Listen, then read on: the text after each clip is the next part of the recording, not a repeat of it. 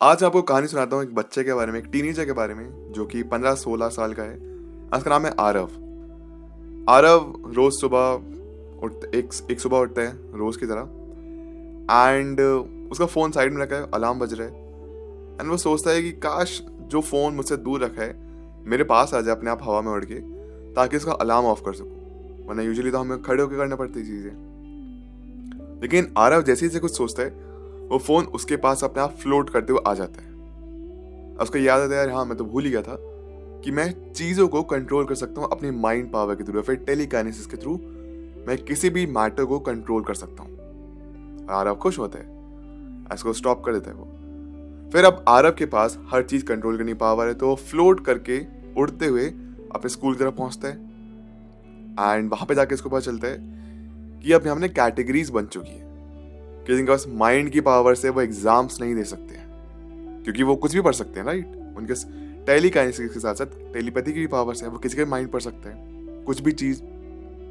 तो आरव को एग्जाम देने के लिए मना कर दिया। उनसे कहा गया कि ये जो चीजें ऐसा कर सकते हैं, तुमको आज के बाद सिर्फ इसी प्रोफेशन में आगे घुसना है ताकि तुम मे भी हमारे देश की सिक्योरिटी में हेल्प कर सको। और उनकी जब यूजुअल पढ़ाई है वो हट चुकी है। सिमिलरली वहीं पे एक लड़की है, इसका नाम है मायरा, और वो एक हॉस्पिटल में हीलर का काम करती है। धीरे धीरे वक्त ऐसे बीत चुका है कि अब डॉक्टर्स की जरूरत नहीं है। लोग जो बीमारी होती है, बड़ी से बड़ी बीमारी चाहे कैंसर क्यों ना हो, वो मायरा के पास जाते हैं और मायरा उनको हील कर देती है। तो डॉक्टर्स की अब जरूरत ही नहीं है। किसी को चोट लगी, मायरा हील कर देती है उसको, वो ठीक हो गया। किसी कोई बड़ी सी बड़ी बीमारी, छोटी छोटी बीमारी, मायरा ने अपनी शक्तियों का इस्तेमाल करके सामने वाले व्यक्ति को हील कर दिया।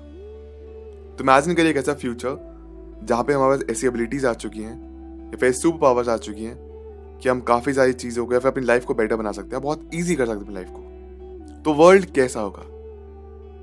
कभी ना कभी हमने हमेशा सोचा ज़रूर है कि चाहे हमें कोई रेडियो एक्टिव मकड़ी काट ले, इसकी वजह से हमें स्पाइडर की पावर्स मिल जाए, या फिर हमें भी क्रिप्टॉन से होते हैं, हमें सन की वजह से पावर्स मिलती है, हम सुपरमैन बन सकते हैं, उड़ सकते हैं, तेज भाग सकते हैं फ्लैश की तरह, या फिर पानी को कंट्रोल कर सकते हैं, या फिर हम पानी के अंदर ब्रीथ कर सकते हैं। तो लाइफ कैसी होती है? अगर सुपर हीरोज एग्जिस्ट करते रियल वर्ल्ड में तो क्या होता है? फिर हम ह्यूमंस के पास सुपर पावर्स होती तो क्या होता? कैसे हम दिखते, कैसे हम खाते पीते, कैसे हमारी बॉडीज होती? तो इसके बारे में एक एक करके डिस्कस करते हैं। तो सबसे पहले सुपर हीरो का वर्ल्ड अगर होता तो शायद दुनिया ऐसे भी दिखती है वैसे नहीं होती, एडवांस हो जाती। जो स्काई स्क्रेपर्स होते हैं वो शायद मे बी जो उड़ सकते हैं ह्यूमंस, उनके लिए एक लैंडिंग स्टॉप बन जाते हैं। जैसे हेलीकॉप्टर के लिए होता है हेलीपैड, वैसे मे बी लैंड पैड बन जाते हैं, वहां पे जाके लैंड कर सकते हैं। और यहाँ पे अलग सर्विसेज स्टार्ट हुआ थी। किसी को अगर क्विकली आप ट्रैफिक में फंस रहे हैं, आपको ऑफिस पहुंचना है इधर से उधर, तो जो इंसान उड़ सकता है वो यहाँ पे भी सर्विस प्रोवाइड कर सकता है, ऊबर ओला की तरह। क्या मैं आपको उड़ा के इधर से उधर ले जाता हूँ। तो अलग अलग जो कन्वेंशनल वेज होते हैं पैसा कमाने के, कुछ और नए तरीके बन जाते। डॉक्टर्स की कमी की जरूरत नहीं पड़ती, या फिर अगर जो माइंड रीड कर सकते हैं, इनके स्ट्रॉन्ग माइंड्स हैं, उनको हायर कर लिया जाता इंटेलिजेंस एजेंसीज में, कि ताकि आप मदद कर सकें कि सामने वाला दुश्मन देश है वो हमारे बारे में क्या सोच रहा है, उसको हम कैसे रोक सकते हैं, या फिर हम क्या प्लान बना सकते हैं, अपना को कैसे स्ट्रॉन्ग कर सकते हैं। ये सब चीज़ों का इस्तेमाल होता। जो इंसान मे भी पानी के अंदर ब्रीथ कर सकता है उसके लिए स्विमिंग करना ईजी होता वो, या फिर पानी का प्रेशर झेल सकता है, उसकी बॉडी बहुत स्ट्रांग है, बहुत स्ट्रेंथ वाली है, तो शायद हम मारियाना ट्रेंच के नीचे इंसान बिना किसी बॉडी सूट के, विदाउट थिंकिंग ऑफ ब्रीदिंग, वो नीचे जा सकते हैं। और भी शायद जो ओशन के बारे में जो हमें अभी तक नहीं पता, क्योंकि we have just discovered 5% of the entire ocean in the world, उसके बारे में और भी कुछ जान पाते। टेक्नोलॉजी में एडवांसमेंट मिलती, कोई हादसा होने वाला है तो शायद उसको वो इंसान जाके रोक सकता है। आर्मीज बन जाती है वैसे सिमिलर टाइप ऑफ ह्यूमंस के साथ। और हम दिखते कैसे? अगर कोई इंसान के पास फायर की पावर है, वो जल सकता है, उसको कुछ होता नहीं है, तो मे भी जो स्किन है वो बहुत ज़्यादा थिक होती है, फिर कुछ इस तरीके की स्किन होती है कि उसको आग जलने से हीट रेजिस्टेंट होती है, उसको फर्क नहीं पड़ता। एंड डाइट भी हमारी अकॉर्डिंगली बनती जाती। तो जो इंसान पानी के अंदर ब्रीथ कर सकता है या फिर उसकी बॉडी में ज़्यादा स्ट्रेंथ है, तो ऑफकोर्स अगर बॉडी में स्ट्रेंथ है तो उतना ज़्यादा मे बी वो खाएगा भी खाना, ज़्यादा उसकी डाइट होती। एंड वो सी फूड पे काफ़ी रिलाई करता, पानी में रहना पसंद करता, मे बी बिकॉज पानी में शांति है, शोर शराबे से दूर। और हाँ, इसके साथ साथ यहाँ पे रूल्स एंड रेगुलेशंस बनते हैं। आपने दी बॉयज शो देखा है? उसमें यही दिखाया है काफ़ी हद तक कि सुपर हीरोज हो गए हैं तो करप्ट भी होते जाते हैं। सुपर हीरोज होना जरूरी नहीं कि सिर्फ अच्छे ही हो। व्हाट इफ किसी के पास एक्चुअली पावर्स और करप्ट हो जाए तो आप उसको कैसे डिफीट करेंगे? किसी के पास एक्चुअली सुपरमैन जैसी पावर्स हैं, गॉड लाइक पावर्स, तो आप उसको कैसे डिफीट करेंगे?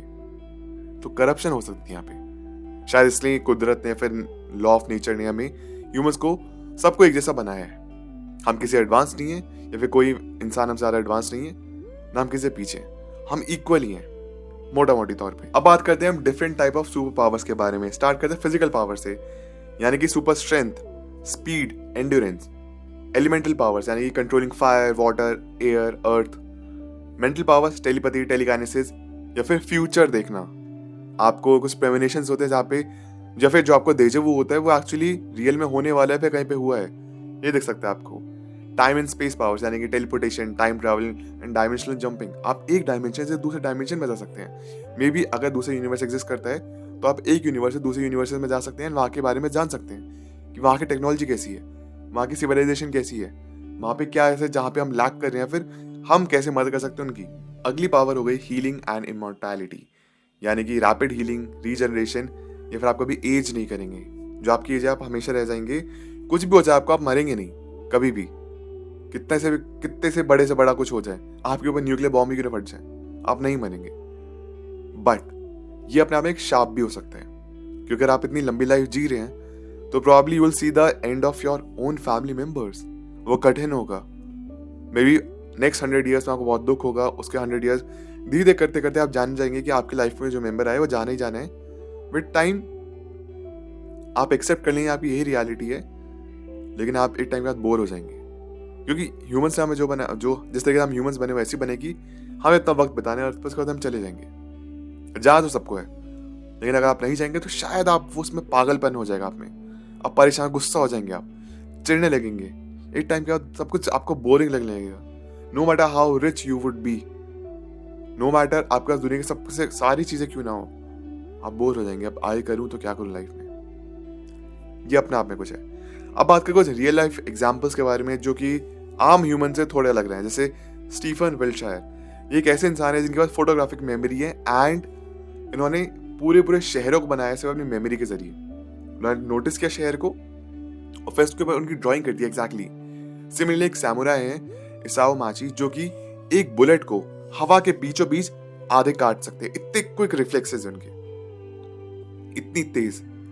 एक है Wim Hof, the ice man भी इन्हें कहते हैं, जो ऐसे कि अपनी बॉडी टेम्परेचर को कंट्रोल कर सकते हैं, एंड वे कितने से कितने भी हार्श एनवायरनमेंट में क्यों ना हो, वो ठंडे एनवायरनमेंट में सहन कर लेंगे एंड ही विल सर्वाइव। तो रियल लाइफ कुछ एग्जांपल्स ऐसे होते हैं।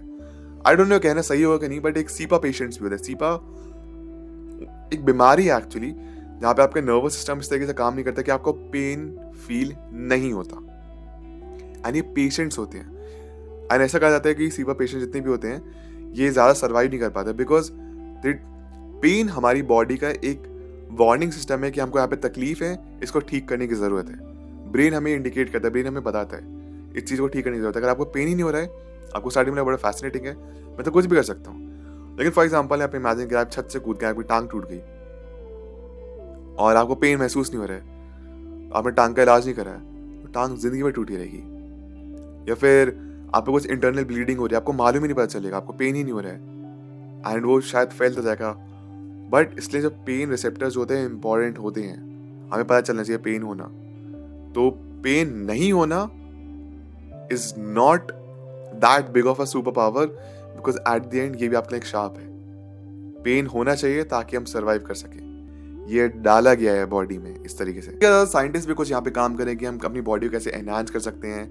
जैसे काइंड ऑफ देखा जाए तो जैसे पोलियो के टाइम पे, पोलियो अभी भी आई डोंट नो कितना बचा है, बट स्मॉल पॉक्स जैसे बीमारी थी अब धीरे धीरे एक्सटेंड कर दी जा रही है। पोलियो सिमिलरली हो गया, और मे भी हो सकता है कैंसर के लिए हमें प्रॉपर तरीके से इलाज ढूंढ लें जिसके हमको बचपन में वैक्सीन लग जाएंगी, एंड हम कैंसर मुक्त हो जाएगा पूरा वर्ल्ड, कैंसर टोटली खत्म। हम फूड की तरफ भी ध्यान दे रहे हैं, खाना कैसे बेटर होता जा रहा है, लोग हेल्थ की तरफ भी प्रोग्रेस कर रहे हैं, हम अडैप्शन ले रहे हैं। प्लस अगर हम बात की जाए तो न्यूरालिंक, जो कि एलॉन मस्क का एक आइडिया है, एक प्लान है, ये कैसे हम ह्यूमंस के अंदर एक चिप इम्प्लांट कर सकते हैं। इसकी वजह से जो भी पूरा एनवायरनमेंट है वो हमको डिजिटल दिखेगा, अपनी बॉडी के बारे में सब कुछ जान पाएंगे, हम सामने वाली इन्फॉर्मेशन जान पाएंगे। शायद हमें मोबाइल फोन की जरूरत भी नहीं पड़ेगी, लेकिन इन चीज़ों में बहुत ज़्यादा वक्त है न्यूरालिंक पे। But may be possible in the near future, may be in few decades हम यहाँ तक पहुँच भी जाए जब इतने एडवांस हो रहे हैं। लेकिन हाँ, अगर कोई एडवांस होगा तो पूरी दुनिया एक साथ एडवांस होगी। कोई पर्टिकुलर कोई एक ह्यूमन नहीं है, फिर 2 ह्यूमन नहीं, may be starting from the rich and powerful, but धीरे करते करते ये सबको मिलता जाएगा। स्मार्टफोन स्टार्टिंग में हर कोई अफोर्ड नहीं कर सकता, बट आजकल हर किसी के पास है, तो ऐसी चीजें होती जाएंगी। तो गाइस, ये थी आज की video. I hope you enjoyed. आपके जो भी थॉट्स है प्लीज मेरे साथ कमेंट्स में जरूर शेयर करिए। बताइए कि अगर आपको सुपर पावर मिलेगी तो आप कौन सी मिलना चाहेंगे, कौन सी चूज करना चाहेंगे। And super power could be becoming rich as well. तो अपने थॉट्स में जरूर शेयर करना। मेरा Abhineet Bhardwaj, see the next one. Thank you so much, take care, bye.